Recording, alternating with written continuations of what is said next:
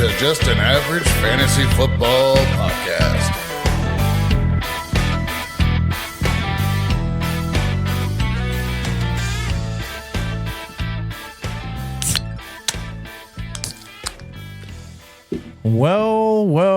Welcome in to Just an Average Fantasy Football Podcast. I am your host, Daniel Hayes, with Matt Baker. That's me. You can find us at avgffpod.com. You can go there and click buttons to take you to Apple, Spotify, or you can listen right there on the page. You can also click and go to our YouTube and Facebook, and I think our X as well. Although I'll be frank with you, even though my name's Daniel, I'm going to right now be frank. I don't really post on the X. Yeah, our triple X, on the other hand, completely different thing. It's always been a cesspool of just the worst of society, and I've never really got into it.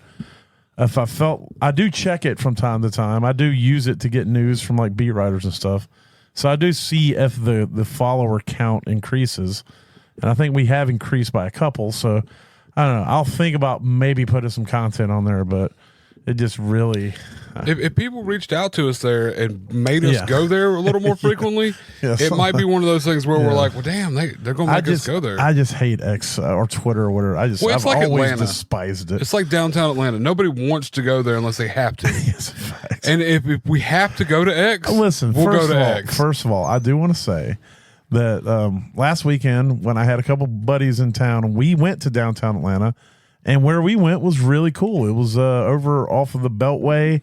We went to this cool restaurant brewery place, and then we went down to this Mexican spot that was nice, and the area was really cool and whatever. But if you get like 2 blocks outside of it, then it's right back into Atlanta. So it's like if you can find pockets of really cool shit in Atlanta, and I guess maybe you can find pockets of cool shit on X, but the vast majority of it is just not fun at all. Well, see, when I created my X, the first thing I did was went and followed all the football teams and anybody that was associated with fantasy football. And that's all I did. I don't have any friends on there. So literally when I get on X, it's just looking through everybody's but bullshit. Even on that shit, you have to avoid the comments. It don't matter what it is. It could be comments about something beautiful and amazing, but you go to the comments and it's like it'll bring your day down. It'll absolutely you'll end up pissed off. So as long as you avoid the comments and you just strictly use it for the content of getting information, and you subscribe to the correct places to get that information. I subscribe to all the incorrect and correct. I'll divvy it out when it all comes to head. Anyway, but go there and give us a follow. Right on. I did shout myself out or shout us out on my live feeds. Oh, did you? On Whatnot a couple of times. Now I'm selling live on Whatnot, and of course still the eBay thing. I should say that Just an Average Fantasy Football Podcast is brought to you each and every episode by Lost and Found. Yes. And Lost and Found is you can go there, you can find almost any kind of weird thing you want. And if you don't see what you're looking for, a short message away will put it in your reach. Matt, I'll find it. Matt is a hustler. He buys and sells storage units, and I don't know if you got a web page or anything for it, do you? It's primarily eBay right now. I do Marketplace. If you know, I guess you have an eBay store. So is it called Lost and Found? So it's Lost and Found 1128. So if you go, it's L&F, LANDF 1128. If you search that as a seller, like it'll give you the option between searching eBay or search per user. You just put in LANDF 1128 and it'll bring you right to my store.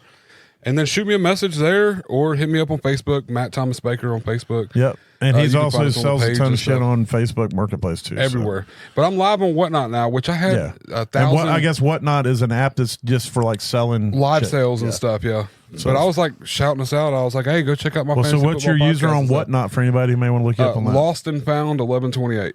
It's spelled out there. Yeah, it's not L and F. It's Lost and Found 1128. So every podcast is brought to you by Lost and Found 1128.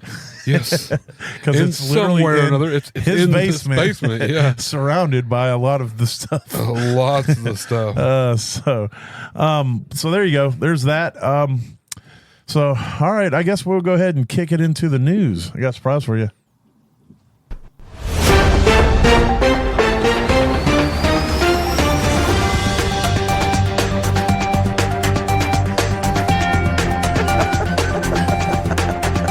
I didn't intend for it Was to be the surprise being a 20-minute headache? Sorry. Generally everything I record on here is at a lower volume. Man, but this is they not. That was not the shit out of that thing. So let me try to. For those of you listening, my ears are bleeding. This is a better volume right here. Oh, so much better. Yeah, I like that. I like that. We got a news sounder now that blows your fucking eardrums out. What? Yeah, exactly. So just coming across the wire right before we got on the air, Rashee Rice has to get his LCL repaired, and his season is officially over. So I hate to hear that. There was still some hopes that it was going to be maybe just a PCL slight tear or something, and he'd only miss a few weeks, but it has finally.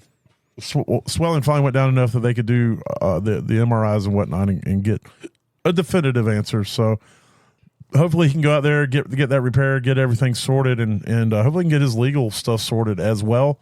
And next year, if he does have to serve any sort of suspension, he can knock that out and come back fresh, new, and ready to continue lighting it up like he was this year thus far. So I think that he was really on a pace to do something special this year, and you just hate to see something like that go down, but that's football. Yeah, it's nature of the beast. I mean, especially the way that it went down though with his own QB taking. Yeah, I know that's kind of, but yeah, but it's sad news. Sad news. Yeah.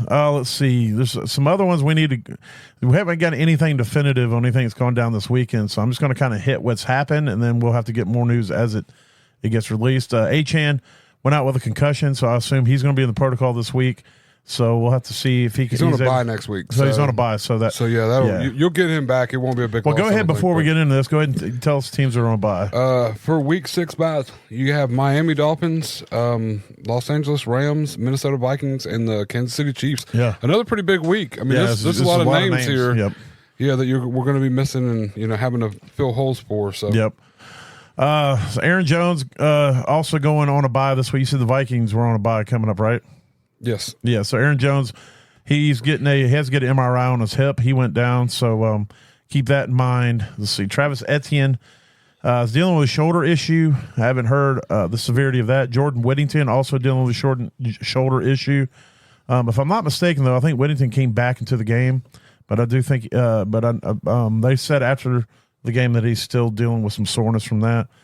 Kupp is hoping to be back for week 7. So. Are the Rams? Yeah, I know you just read the list. Next week. Okay, so the Rams are also. Yes. Yeah, so it's weird. All these, except for Etienne, all these injuries I'm reading, they all have a bye. So Stafford also has a sore back, but he's going on a bye. So a lot of these people get some rest, some downtime. Well-timed bye.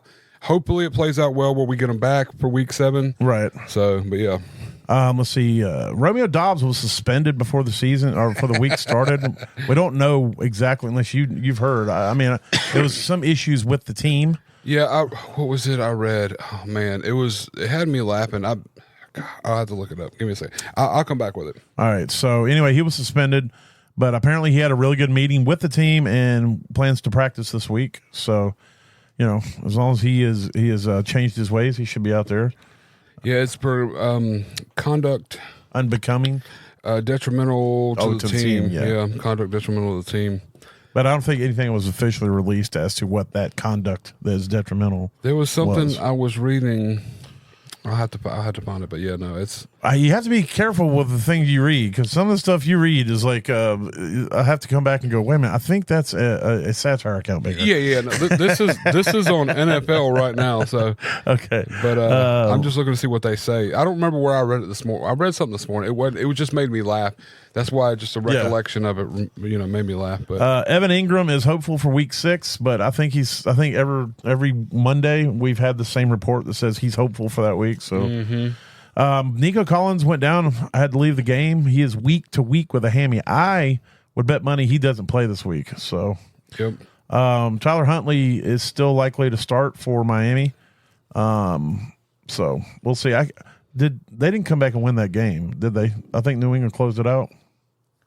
I have to look it up. Yes. I was watching it and then I fell asleep. But let's see, Las Vegas. The starter's up in the air in Vegas right now, so they're not looking good. That team is going through a very transitional period right now, and so we'll have to see what happens Yeah, there. Miami won 15-10. Yeah. Oh, they did come back. Okay, Yeah, they got them. That's right. I do remember that now. I remember them taking the lead at 15, and then Vegas wasn't able to, or New England wasn't able to do anything much after that. Aaron Rodgers said he's not too concerned about his ankle. So it says that his suspension was due going to back him, to Romeo Dobbs. Dobbs. Sorry. His suspension was due to missed practices the days leading up to the game, and he said they were personal reasons. But then he created a scene about being upset about his target share, about his usage in the game. And that's what led to the suspension. Was saying, hey, if you're going to act like this, take a break, man. Yeah, good. And that's per ESPN. That's their official run. Gotcha. And something I was reading is just the comments, what I read was funny, but I doubt that was. I'm not going to go on any quotes, if that makes sense. What I read, there were quotes, and it says, but it made me laugh, and that's why I just brought it back up in my head. So but Aaron Rodgers said he's not too concerned about his ankle. He went down for a second, and also Josh Allen went down. He said it was a knee. There were reports that he got checked for a concussion because he did hit his head on the ground on the same play, and that he cleared concussion and he came back out and played. So Aaron Rodgers was going into the tent to get checked, and then I guess they got the ball back, and so he immediately went back out into the game. He's like, no, okay. As he was going to the tent, he's like, oh, we got the ball back. Oh, I'm going back out. Yeah, it's time for me to show moxie. Yeah. So. But yeah, there's a little bit of stuff going on with the Jets, but with it's like a bad energy there. I don't think if I have obviously no inside info, but it doesn't feel like the head coach and the quarterback get along.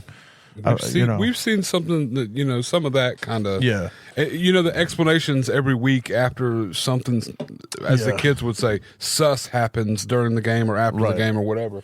You see Rodgers not even talking to the wide receivers on the sideline. Like, you got Tyrod Taylor's over there addressing wide receivers. So has Tyrod Taylor become like the emissary for Aaron Rodgers? Because Tyrod will be sitting next to Rodgers, and then he'll get up and go talk to the wide receivers. So what is going on there? It's just a whole, I don't know. It's definitely some bad things. So what'll probably happen is they'll go and trade for Devontae Adams. They'll sell out to get him there to try to appease King Aaron and keep him happy. And then they'll probably be okay for 2 games until that somehow gets soured, and then they'll be back to everybody hating each other again. Is kind of what I feel like is going to happen. And you're probably right. I mean, it's a lot of that. There's something going on, like you said. It's got to be. I mean, Breece Hall's usage has gone down drastically over the last 2 weeks. It has. Out of 5. The run game in general, and even not even playing from behind or playing ahead. He's a pass game threat, and they're not using any of that. So Nathaniel Hackett and Aaron Rodgers are best friends. Okay, he's the offensive coordinator. Now, Nathaniel Hackett had his opportunities without Aaron Rodgers as a head coach and an offensive coordinator, and he's been trash. He was absolute trash as a head coach. He's been trash as an offensive coordinator, and so it seems like it's a situation kind of what it was with Adam Gase and Peyton Manning, where you have a Hall of Fame quarterback who is highly intelligent when it comes to the game and plays and defenses, and who's able to overcompensate for a terrible play caller, and go out there and make things look good. And so there's a little bit of issue with Nathaniel Hackett, I think, in his play calling right now. If you look at the way they're doing things, these quick passes when it's like, what are you going to throw the ball 3 yards every time? Yeah, exactly. And so, you got to be able to get downfield. Aaron Rodgers and Garrett Wilson are clearly not on the same page.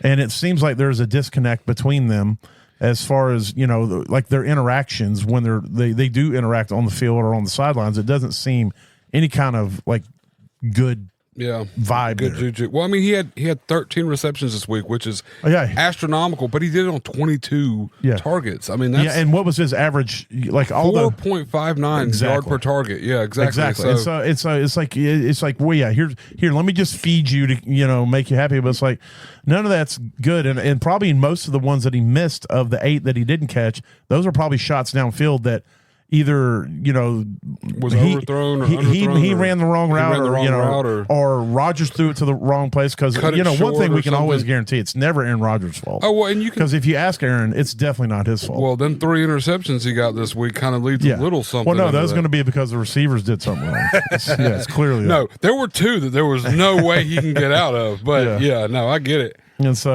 I don't know. There's a lot going on. But the rant I really want to have is to the Cleveland Browns. Ooh. I just want to say to you, Browns, the Cleveland Browns, you're getting every fucking thing you deserve. You're getting everything you deserve for signing this garbage can human to a guaranteed contract the way you did. Because not only did you run Baker out of town, who, was he amazing? No, but man, he was at his worst in Cleveland. He was light years better than Deshaun Watson. And one thing I'll tell you that Baker has always been, he's always been about his teammates and his team. So even if he's not playing good, he's going to go out there and give everything he's got for the guys on the field next to him and for the organization and for the fans. Deshaun Watson walked off the field at the end of that game. He walked off the field while the coach has got his hands up trying to understand what's going on. He walked past the coach, went and sat down as the clock was ticking, and they got to delay a game when they were, they were down where they needed to score and get an onside kick and all that. But dude just literally gave up and walked off the field. There was no thing about an injury or anything like that. He just was like, I'm done. And he walked off the field. And they've come out already and said, he's going to be our quarterback next year, or next week. Well, you know why he's going to be your quarterback next week? Here's some numbers for you. 2024 dead cap, $200,712,678. So they can't cut him.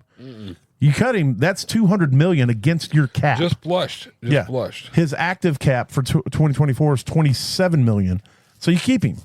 You keep him because he's only costing you $27 million against cap instead of $200. Yeah. Well, you think maybe 2025 that they can figure out how to get rid of Deshaun Watson? No. He's $172,770,000 dead cap. So if you cut Deshaun Watson, $172 million go against your cap. His active cap, if he stays on the roster, $72 million and change. Can they move him to a backup? Well, yeah, he'll be a $72 million backup. But I'm just saying, like it still helps against the dead cap anyways. They won't have to cut him. They can't cut him, and that's what I'm saying. They It'll can cost at least him an extra $100 million, and maybe they get a few wins out of it. Maybe, and that's saying that Winston's better than Deshaun, which we know isn't.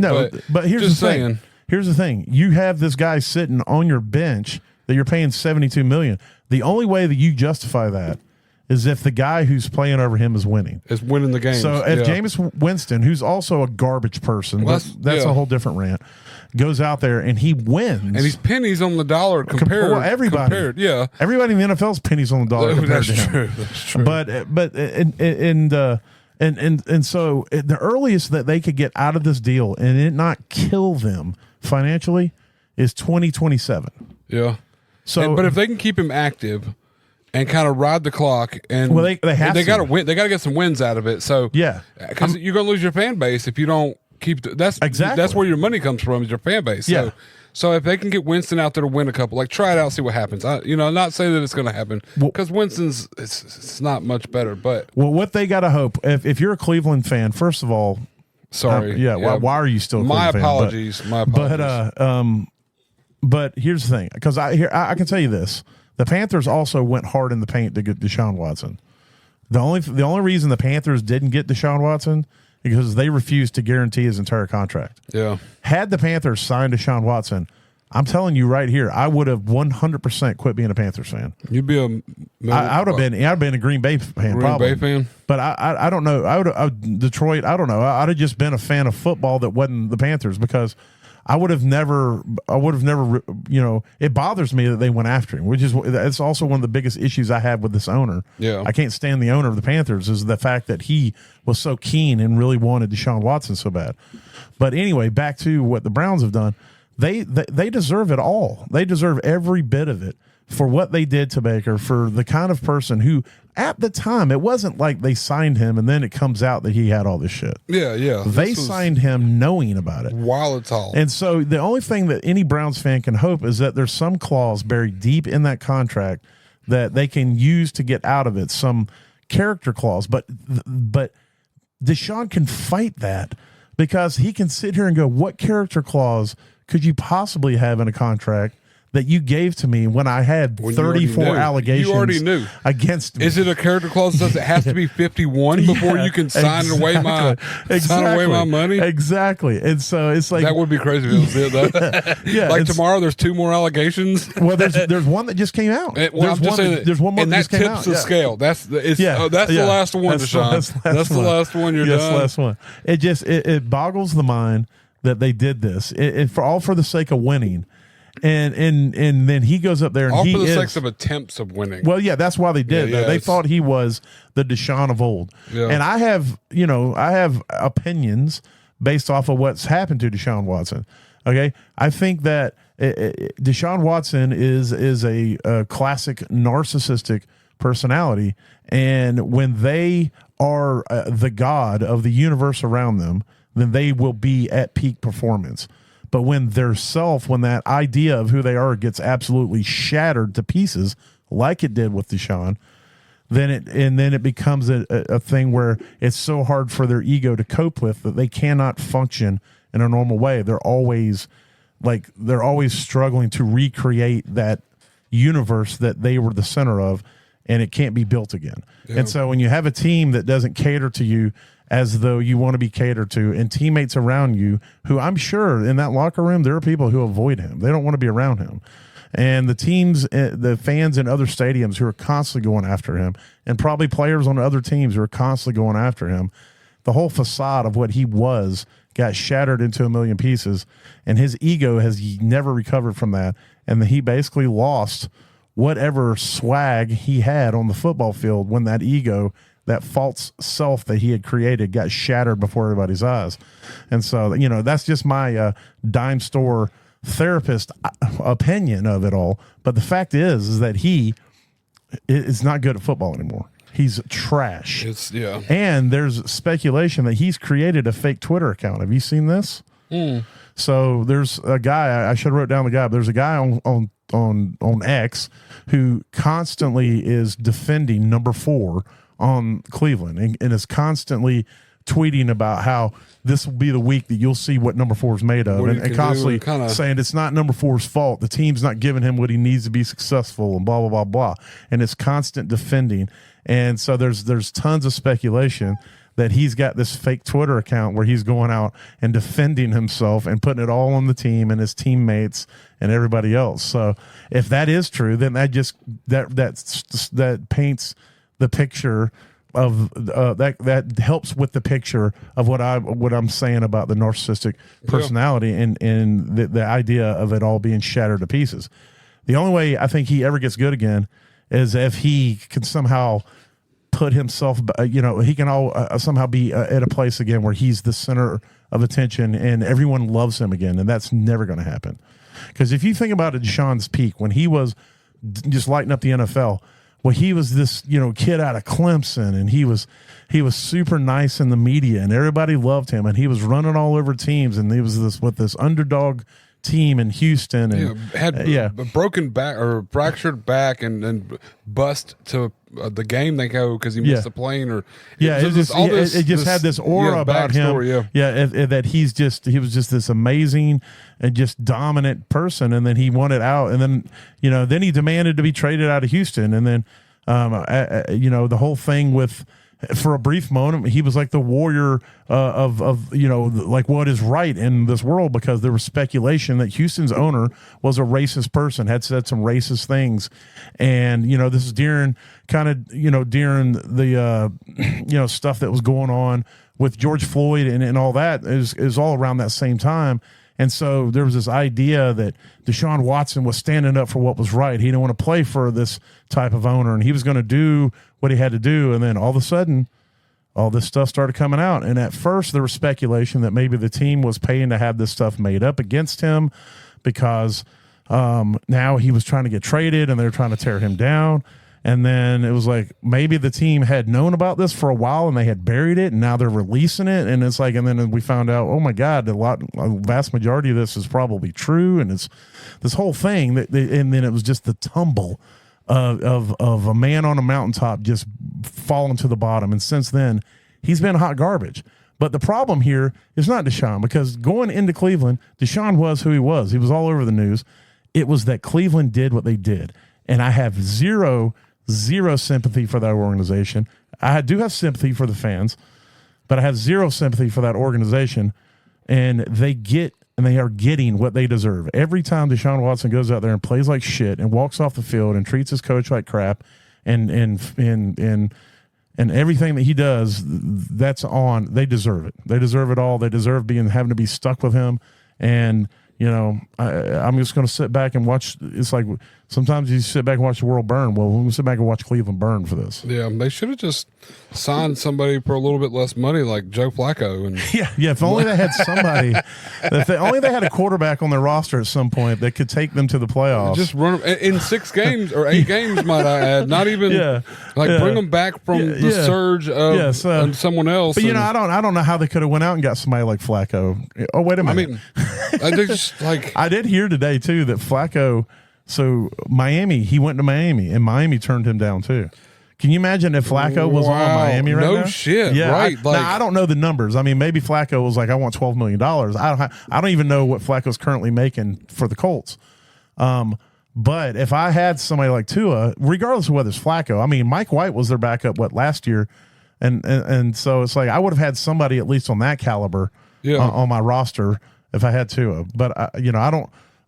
Flacco would have been amazing if he was on the Dolphins with that offense and his ability to throw the football and get around to everybody. I mean, between Achane and Waddle and Tyreek, it would be dangerous. Yeah, it really would be dangerous. And so to that, I'm just going to go ahead and kick off our next segment of Fuck That Guy to the entire Cleveland Browns organization, for everyone who was part of the decision making to bring in Deshaun Watson and pay him all that money, and to Deshaun Watson, who this one's actually a personal one to him.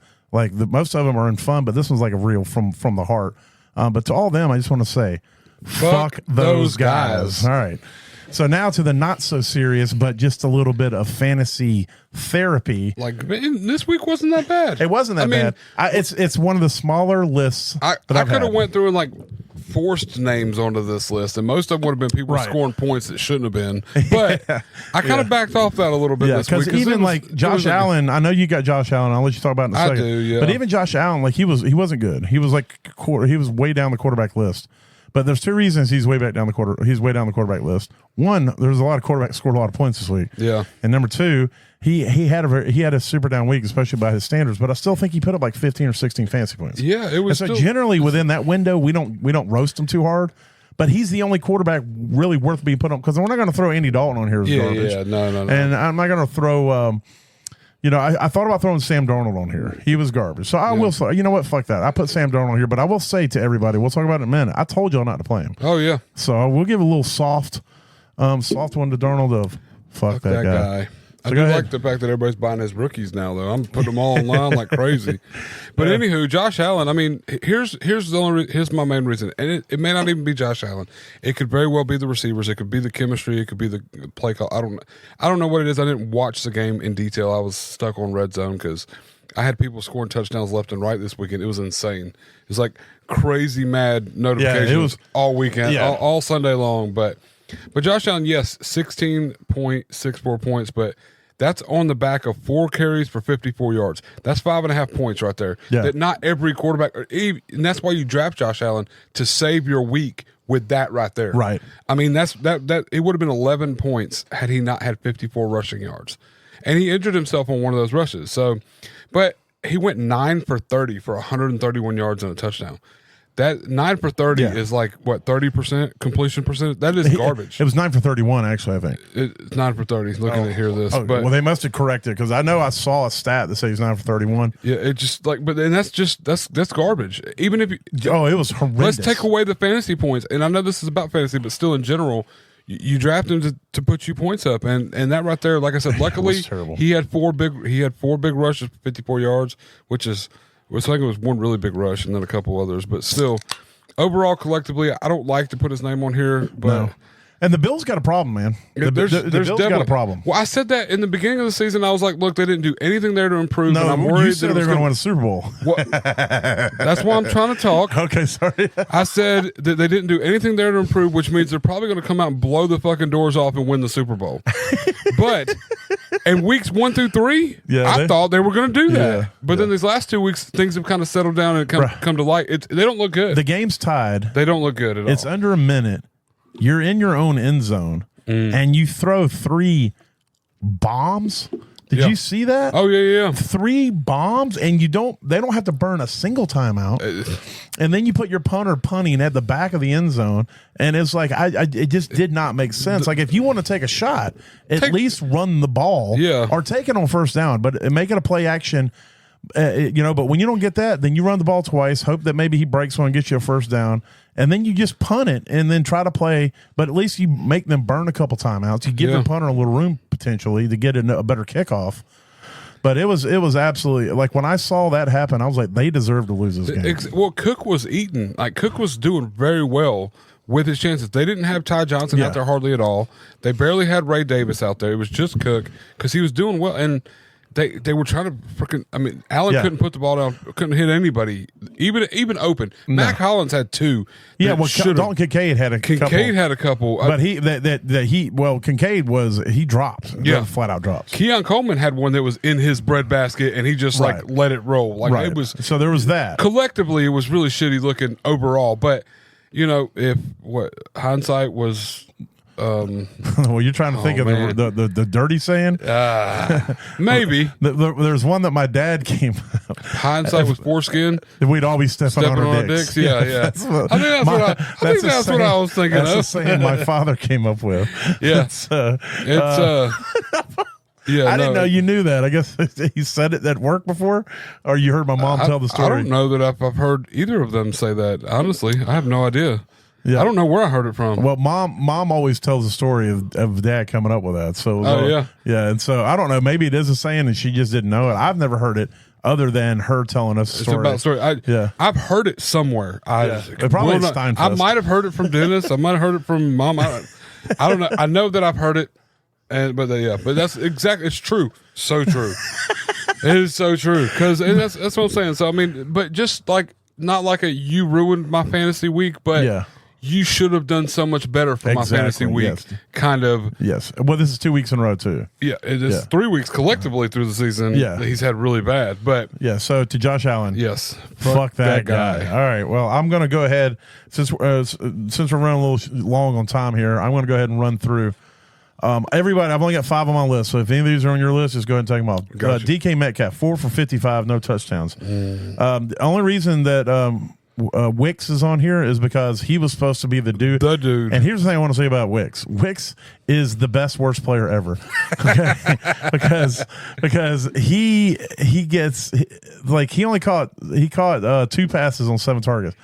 But I mean, he got so many good targets and like value targets, and they hit him right in the fucking hands. This dude's got like brick hands, and it's been happening all season. But he 7 targets, 2 catches, 20 yards.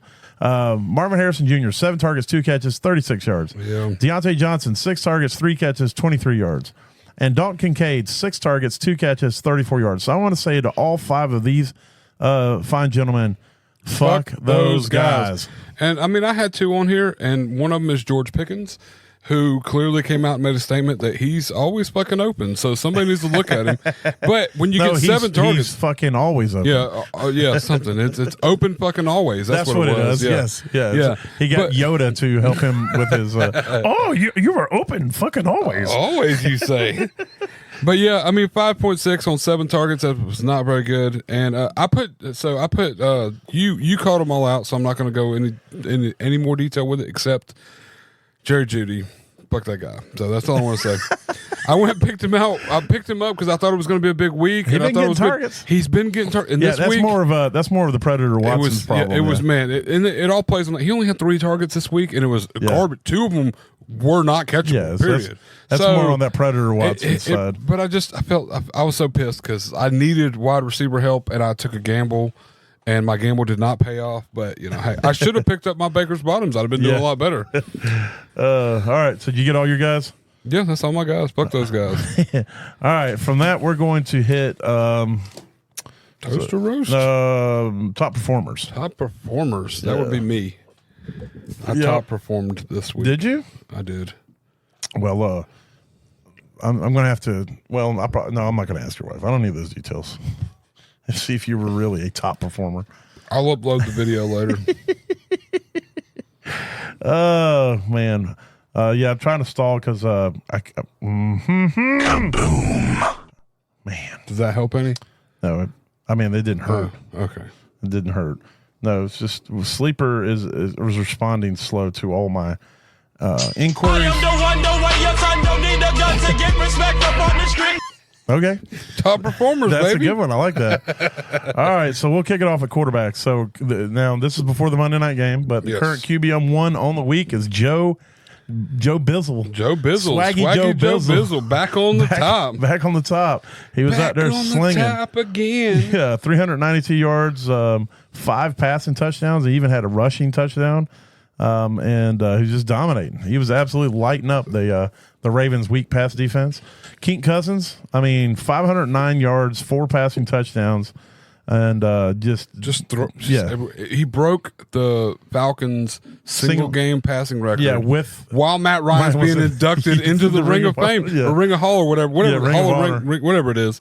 But I'm like, that is so fucking bad. And I bet he went over there and just smiled and hugged him. Like, well, yeah, because that one thing I can tell you, Matty Ice cared about more than anything was that dub he got. Now, had he done all that and got an L, then maybe been like, why you got to break my record and lose? But if you're gonna break it, and win, heck yeah, on prime time, yeah. Lamar QB3 on the week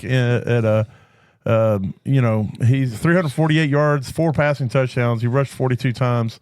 He's 42 yards. Whoa! I was about to say, whoa!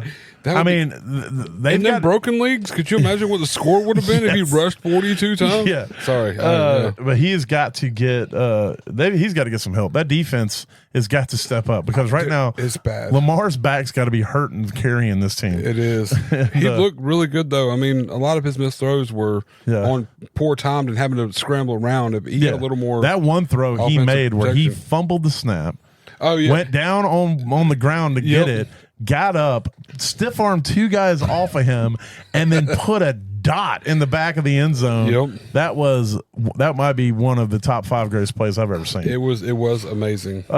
Joe Flacco, Big Dick Flacco out there slinging this week. High pass offense, baby. High power offense. That's 359 yards, 3 passing touchdowns. He also broke free for a big ass. I know a big ass run. Yeah, like 22 yards or something. Yeah. Baker Mayfield just doing what he does. Out there, oh my God! I may get me. There he is. He only had 180 passing yards. We had three touchdowns. Yeah, and I think he had a rushing one too, didn't he? No. No, he didn't this week. Caleb Williams against that weak Panthers offense, 304 yards, 2 passing touchdowns. Bo Nix, hey, he had a good week, 206 yards. They got the dub against Vegas. Vegas is floundering. He also had 2 passing touchdowns and a rushing touchdown. So Bo Nix is, he's a sneaky play against weak defenses because he will get you that rushing score every now and again. Crazy. He went 8 for 9 yards and then the touchdown. Yeah. Kyler Murray got that dub against San Francisco. 195 passing yards, 83 rushing yards. He had that one long rushing yard for a touchdown. And then he also threw for a touchdown. So he had a good week as a QB8. Daniel Jones is a QB9, and look, we're QB9. We're still in the 20s on scores. So I should tell you how good the quarterback weeks were. Whatever I'm trying to say. 257 yards for Daniel Jones, 2 passing touchdowns. And I just wanted to point out this week with Daniel Jones was without Neighbors.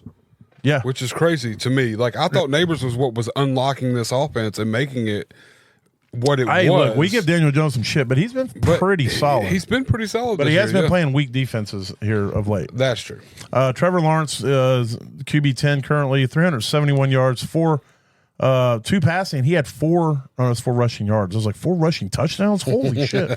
2 passing touchdowns, and then Geno and Jaden Daniels. Jaden Daniels is the real deal. That guy is the truth. Yeah, no, I'm so upset that I went after Caleb everywhere. I should have been all over Daniels, all over everywhere. That was look. I'm happy that in every league that I had to you pick didn't have the two, top picks. He was my QB1 on the season. I was never a big Caleb guy, but it looks like Caleb's putting together. To his credit, in most leagues, I went after Marvin Harrison. Yeah, I always. If I had the 101, I went after Marvin Harrison. But so wherever it was, I just didn't get a chance to get any Jake Daniels. So.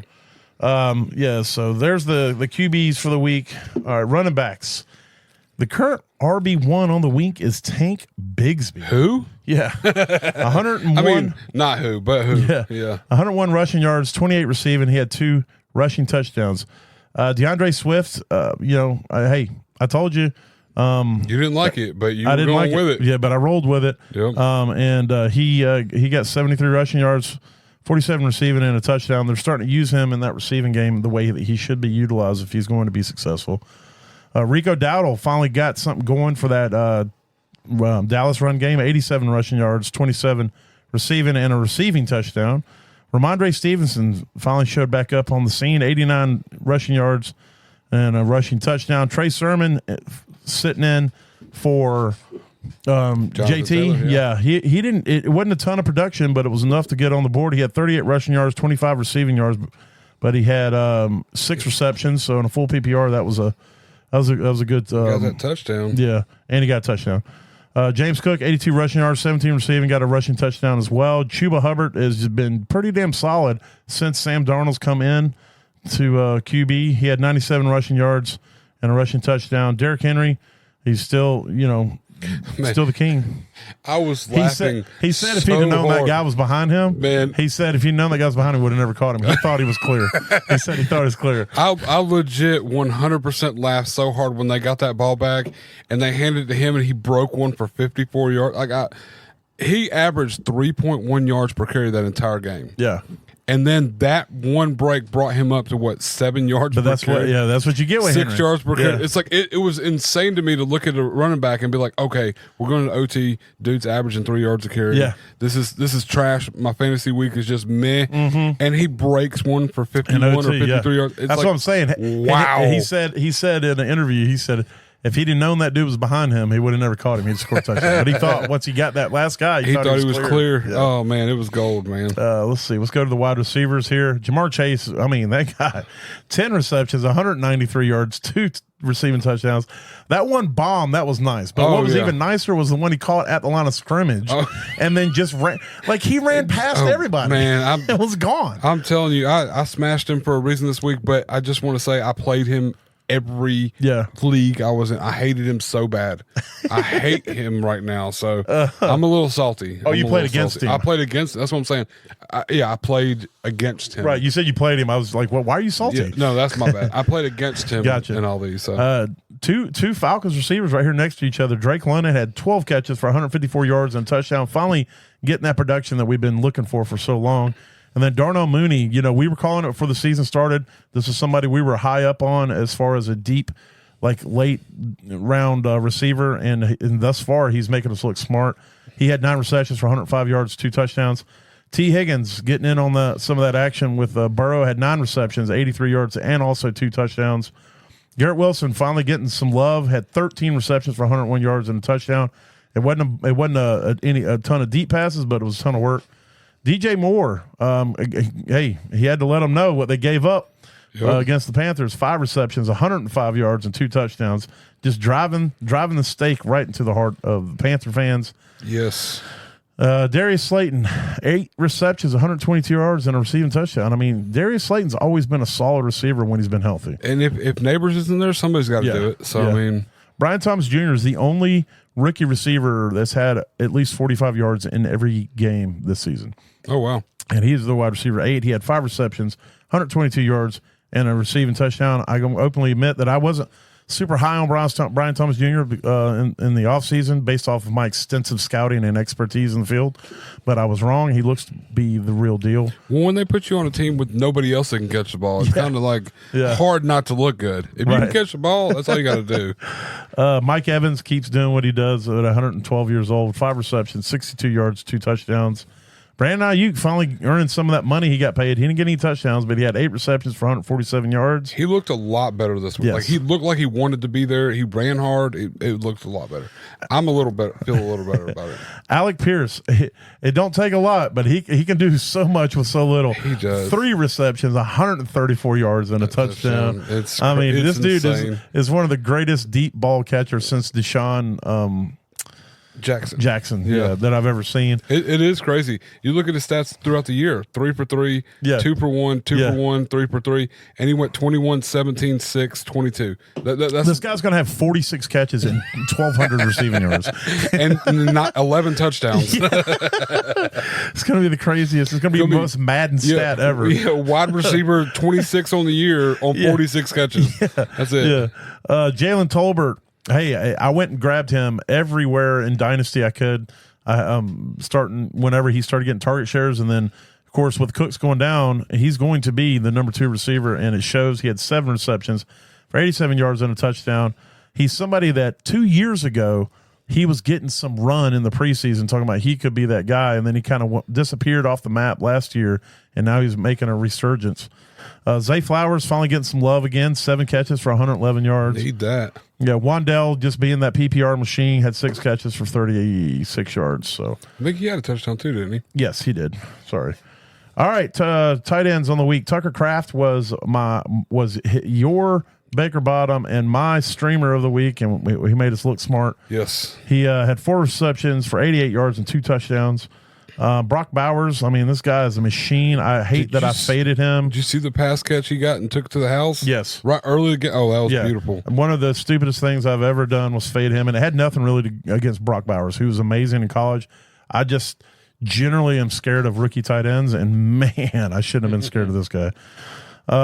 George Kittle, getting on the thing. So was this on week? He fucked it up. Oh, he went back to back. He on went weeks? back to back on weeks. Oh shit! That means guaranteed next week's a down week. So guaranteed next week's a bad week. It's for crazy. Kittle. So week 2, 20 points. Week 4 or week 3, he didn't play because of injury. Yeah, and then which should have been an on week with 14.5, which was 4 for 4 and a touchdown. So that's still an on week for Kittle. Yeah, and then this week, 8 for 64 and a touchdown. Yeah. This is an on week. This is an on week. Isaiah Likely 3 for 13, but he had 2 receiving touchdowns. Yeah. Just stay away from Baltimore tight ends if you can. Unless it's who's the other guy? Kohler. Kohler. Go get Kohler everywhere. He's the new guy. Kyle Pitts. We talked about him last week. 7 receptions, 88 yards. Here he is. Charlie Kohler had 3 catches, 64 yards, and a touchdown.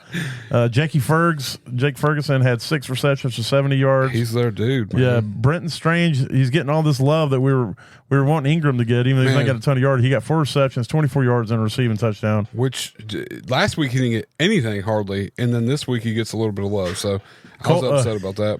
Colby Parkinson, wasn't he your smash of the week or something? Or was that in DFS? It was DFS, but I went and picked him up everywhere anyways because it's got to happen. Yeah. Somebody's got to be the target there. So yeah, he's out here shaking things up with 7 receptions for 52 yards. Not bad. And Mo Alley Cox, he had 2 for 37. So it was Mo Alley Cox sighting, but he got that touchdown. Should have had 2 touchdowns. Yeah. One of those passes that Flacco went through Mo Alley Cox's hands. It was crazy. I thought he was going to knock him over. I'm like, Flacco out there at 39 years old throwing the ball through people. Like it's insane. Give me a toaster roast sounder. We're gonna roll into toaster roast. Toaster roast. Let's look at. Oh, there it is. Yes. Yes. All right. So I'll go ahead and kick it off. I told you not to play Sam Darnold. He's playing against the Jets. The Jets shut down quarterbacks, and at the beginning of the game, that first drive, I was a little scared. I'm like, I'm about to get cooked. I think it was like 4 for 5. Yeah, it was. But initially, yeah, but eventually, Sam Darnold came back to earth. He put up 5.3 fantasy points, so that's definitely a win for me. Yes, true. So, thank you. Appreciate that. He did get hurt and left the game. Zach Moss did. But I think he played most of the game, right? Most of the game, yeah. Yeah. So he didn't really kill you, but he only put up 8.2 fantasy points. So I'm going to take that as a dub. All right, and then this one I'll take the L on because I said don't play any Vegas running back against Denver.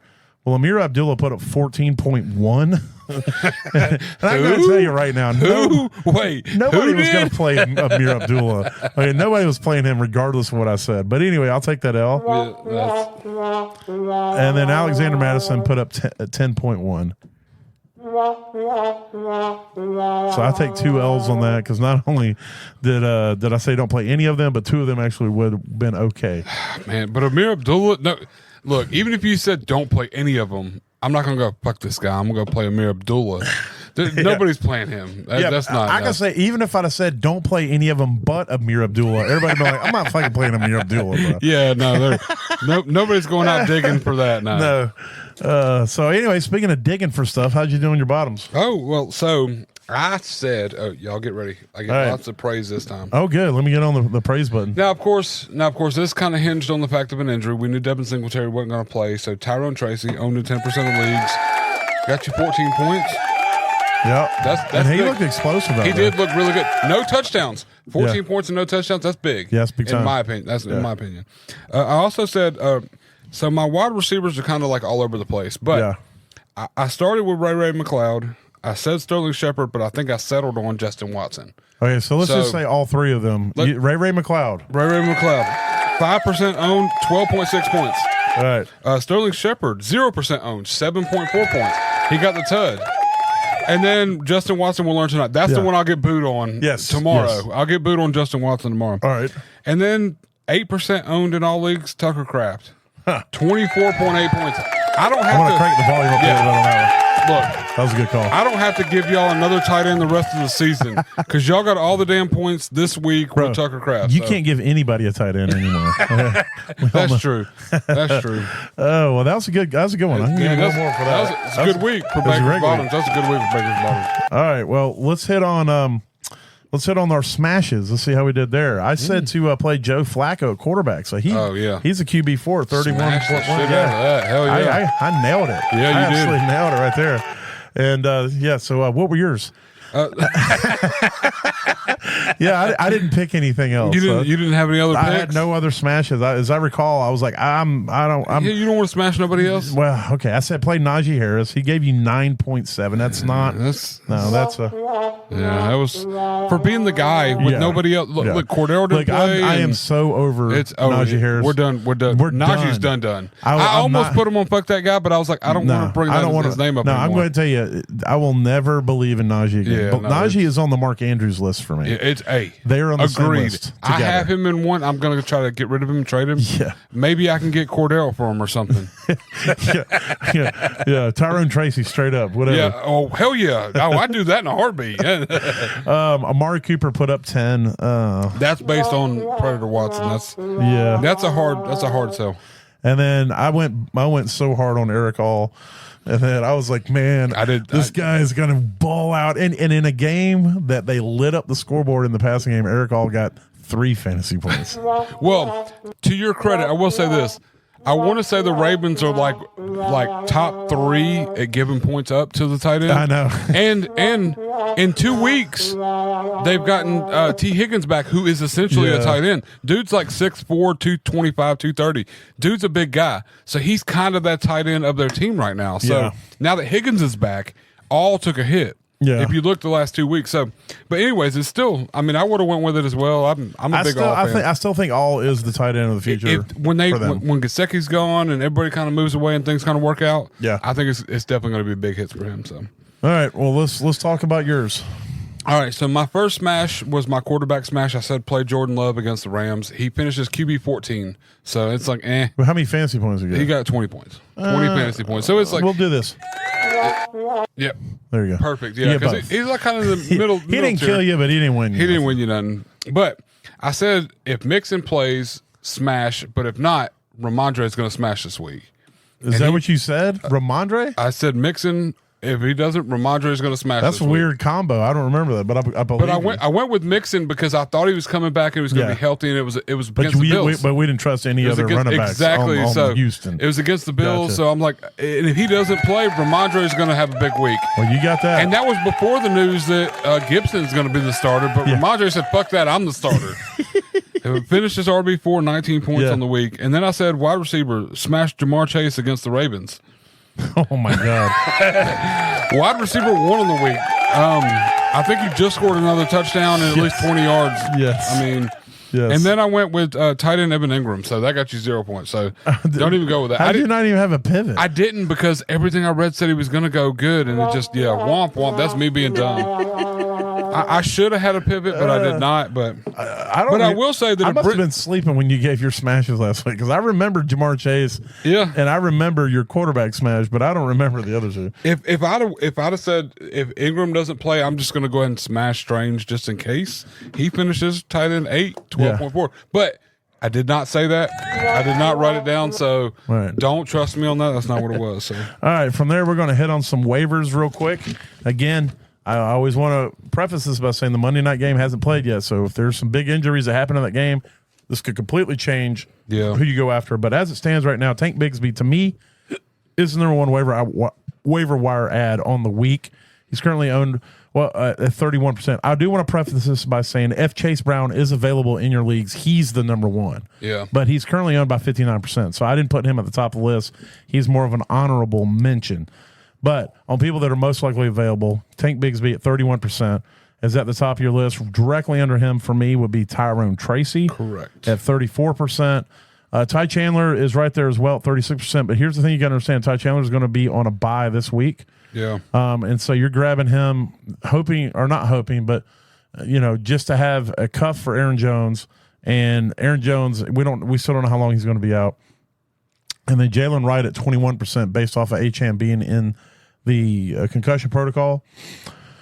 And so there it is. Tank Bigsby, Chase Brown, Tank Bigsby, Tyrone Tracy, Ty Chandler, a lot of ties in there, and a lot of T's, and then Jalen Wright are my running backs. Is there any other running backs that you got that I didn't talk about? The only running back that I want to bring up, and it hinges surely on pass catching for this last week, but Agumbawale, Yeah. owned in like no leagues ever, like 2%, I think. Right. But if Mixon comes back, he's going to take a lot of that work as well. If Mixon comes back or if Pierce comes back or any of these guys, but we saw Cam Akers he was just the Cam Akers is doo-doo. Yeah, he's done. And Agumbawale went 6 for 6 for 86 yards. Yeah. He had a big week for a guy that nobody's looking at right now. Right. So it's Based still a strictly on potential. pass catching. If you've got Mixon, you're still waiting on something to happen.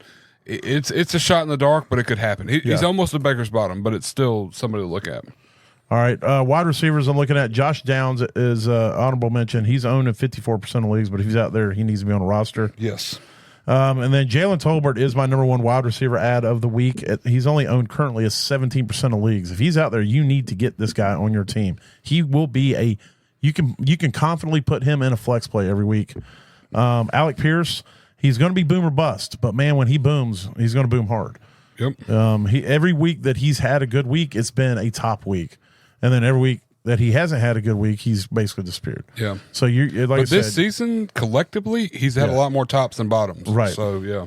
And then Jordan Whittington for the Rams. Again, he's at the bottom of the list because they're on a bye this week. He's owned in 35% of leagues, but maybe he's not somebody that people are going to go after. But if you got a place to stash somebody, I would grab him and stash him because he's starting to get more work in that offense. He was somebody I was big on coming out of the preseason, and then he didn't really get a lot of work until people started getting injured. And even then, he wasn't getting a ton of work, and then he's just kind of ramped up. But he is a solid receiver with good hands, so he needs to be on roster. So any other wide receivers there? Ray McLeod. Yeah. He's owned in 10% of leagues, and this dude's part of this offense. He is absolutely definitely part of that this offense. And then it could hinge on tonight. It's either going to be Juju or Justin Watson, but one of these two guys are going to be relevant. So you need to see what it shows and who gets usage and more gameplay. I think Juju's probably going to kind of boost up. We're not seeing much of him last year, kind of up to it. But I think now without Rasheed, it's going to be one of the two. And I don't want to just say, hey, go get this guy, but look at both of them. Put them both on your watch list, see what this game ends up. And if you're listening, you know who to go after for waiver and everything. So. Exactly. That's a good call. And then I just want to throw out there as a tight end, honorable mention as well. Tucker Kraft, if he's out there, you need to get this guy on a roster. 100%. I think he's owned in like 60% of leagues. So this dude won people championships last year. Yeah. So I mean, this is something and he's now becoming a very good friend. He seems to be, outside of Reed, he might be the second most trusted target for Jordan Love on that team currently. So I'll buy that. Yeah. So you definitely need to go grab this guy and get him on a roster. So there it is.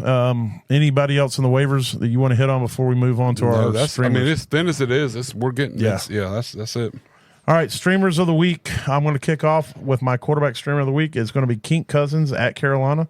Kink Cousins just went and lit the world on fire with 500 passing yards. Carolina's defense is garbage can, but they always play the Falcons well, so I think it's going to stay relatively tight, and it could be another back and forth, kind of like what we got just with Tampa, also a divisional rival. And so, and Kink looks good. It looks like he's back. It looks like he's confident. He's got a little mojo going with his receivers. And so I think you're going to get another very solid week out of him. So Kink Cousins at Carolina this week is my quarterback streamer of the week. Who is yours? I like that, but I'm going to go with Will Levis. Oh, wow. It's crazy. It sounds crazy, right? But no, it's crazy. No, here's what's insane is that dude is garbage can. If you look at Will Levis's numbers this year as compared to Trevor Lawrence's numbers this year in comparison, and then look what Trevor Lawrence just did against the Colts this last week. That's a fair point. Put up 26 points. I think Will Levis is going to come in here and run all over the Colts. I don't think they're going to win the game, but I think he's going to be able to put enough out there, especially for a streamer. Nobody has this guy on his team. You're picking this guy up for a big week.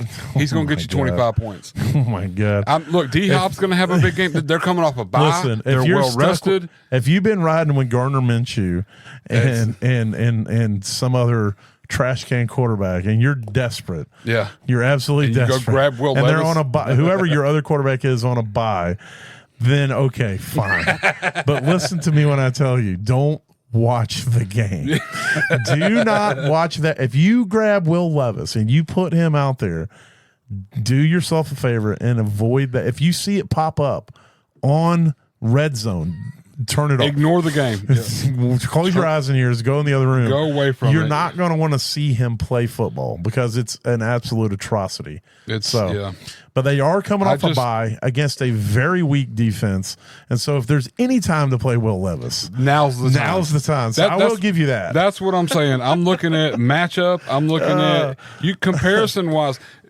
So far this year, Trevor Lawrence has been QB 23, 19, 26, 16, and he was 10 this last week. Well, I mean, of course, before if this we want to talk about the Colts, I mean, we can just go ahead and tell you what the Colts do. They've given up 25, 12, 23, 32, and 21 just want to say to opposing quarterbacks. Just want to say that this is an easy – now, if Levis goes out there and shits the bed, he won't be the starting quarterback. But I'm just saying this is going to be a gravy train week for Levis. Yeah. And, I mean, we've seen flashes last year a little bit where something might be there, but – and this has got to be it. So I'm saying go out there, if you're going to stream it, go with it. Yeah, that's on a bye week. I said, if you've been rolling, like who's on a bye this week again? Patrick Mahomes. If you've been rolling with Pat Mahomes and Gardner on your bench as like you're desperate back and then you're like, oh shit, who do I go after? And you don't want to dump fab on a quarterback. You just want to get through a week. You don't have to spend anything. You're going to get this guy. You're going to get him for free. Nobody else is going to go after him.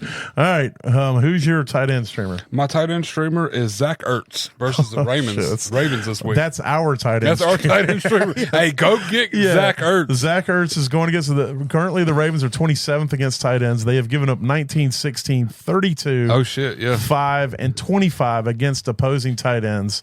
So last week they didn't give up money points though, right? They give it 25. Because I mean, Eric All and Gesicki and Hudson, they only put up like 6 points collectively between the three of them. 8 points. Excuse me, 8 points between the three of them.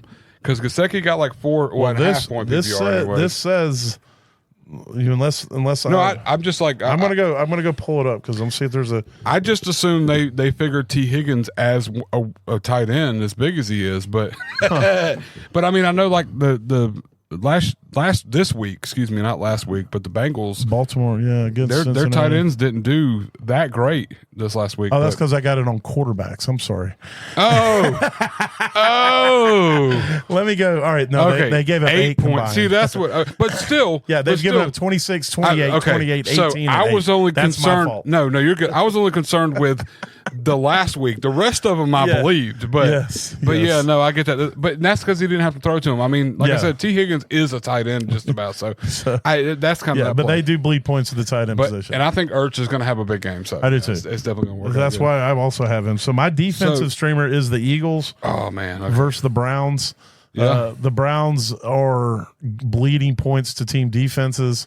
This season, they've given up 37, 26, 26, and 22 points to opposing defenses. The Eagles are coming off a bye. They're going against a Cleveland Browns team that is absolutely falling apart at the seams. A quarterback who just walked off the field. A coach is still saying he's the starter. And here's the good news.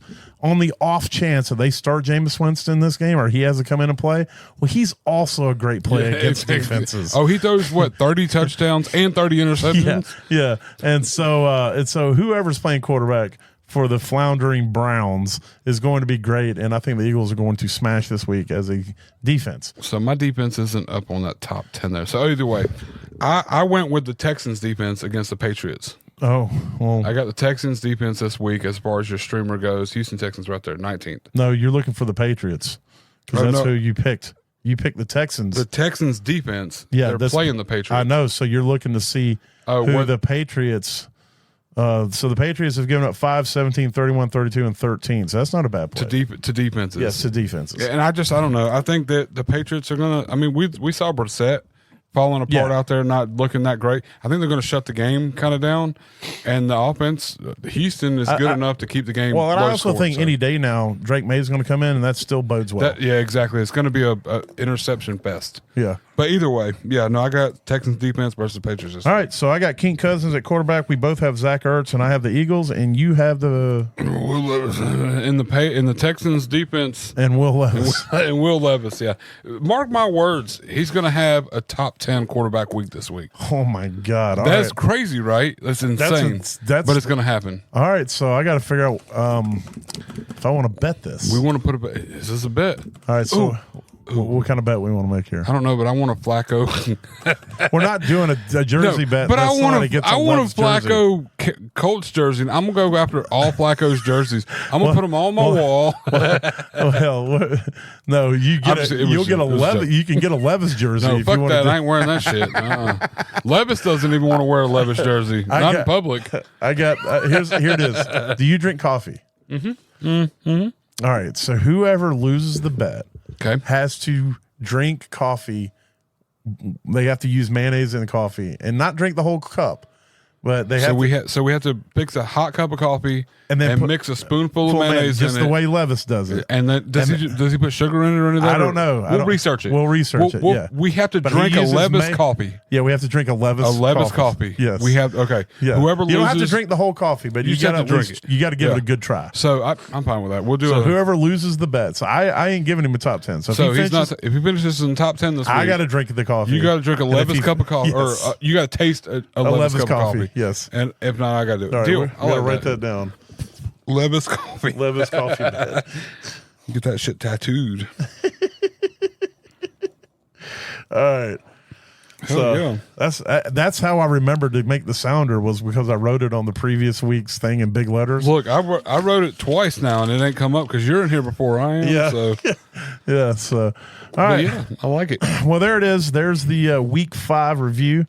So we'll be back with you hopefully tomorrow. And until then, if anything we say or do helps you get to that average place in your leagues, that means we did our job. Because if you finish average, it means you didn't finish last. So I hope you guys had a good week out there. Enjoy Monday Night Football, and we shall talk to you all tomorrow. Yeah, later. Holla.